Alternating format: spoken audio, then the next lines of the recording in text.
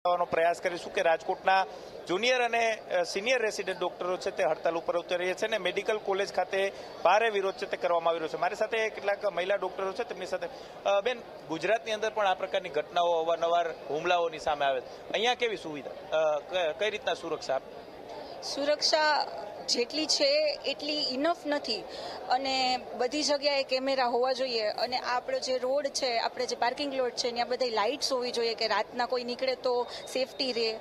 અને જે સુરક્ષાઓ છે એમાં હજી વધારે આગળ કરવું જોઈએ, કારણ કે ડૉક્ટરની સેફટી જો નહીં રહે તો સમાજ સેફ નથી. જો ડૉક્ટર સેફ નથી તો હોસ્પિટલમાં આપ જ્યારે નોકરી કરતા હો છો ત્યારે જે દર્દીઓ હોય છે તેના સગા સંબંધીઓનો વ્યવહાર કેવો તમારી સાથે?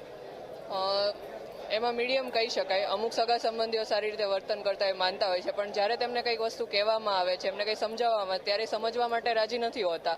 અને ત્યારે એવો કોઈ સરકારી નિયમ કે કોઈ આપણા બંધારણમાં નિયમ નથી કે જે અમને સેફટી પ્રોવાઈડ કરી શકે, એ અમારા ઉપર હુમલો કરી શકે છે, અંદર આવી જઈ શકે છે, એમને ના સિક્યોરિટી ગાર્ડ કંઈ કહી શકે છે. તો અગર આવી જ રીતે વર્ક પ્લેસ ઉપર કામ કરવાનું હોય તો કઈ રીતે? કોઈ કોર્ટને લોયરમાં નથી મારી શકતું, પણ ડૉક્ટરને ખુલ્લેઆમ મારીને જતા રહે છે. ચોક્કસ જ આપણી સાથે અન્ય મહિલા તબીબો છે. શું કહેશો, શું માંગ સાથે આજે વિરોધ? કઈ રીતના ઓપીડી ખાસ કરીને વોર્ડની સુવિધાઓ બંધ કરવામાં આવી છે, કેટલી અસર પડશે?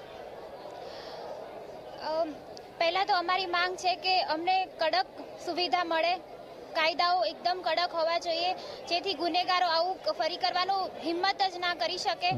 સીસીટીવી કેમેરા, સિક્યુરિટીમાં બાઉન્સર્સ જેવા અડીખમ જેવા બાઉન્સર્સ જે ડોક્ટરોની રક્ષા કરી શકે ઊભા રહીને, એવા સિક્યુરિટી જોઈએ. દરેક જે બી વ્યક્તિ આવે જાય છે એમની એન્ટ્રી, નામ બધું જ રેકોર્ડ હોવો જોઈએ. એક કમ્પ્યુટરમાં કોણ આવે છે, કોણ જાય છે દરેક, અને એના માટે પ્રોપર આખી સિસ્ટમ હોવી જોઈએ એક. ચોક્કસ જ ગુજરાતની અંદર પણ આ પ્રકારની ઘટનાઓ છે તે અવારનવાર બનતી હોય છે ને તેને કારણે તમામ જે ડોક્ટરો છે કે તેઓ પોતાની સુરક્ષા માટે થઈને પણ માંગ છે તે ગુજરાત સરકાર પાસે કરતા અહીં જોવા મળી રહ્યા છે.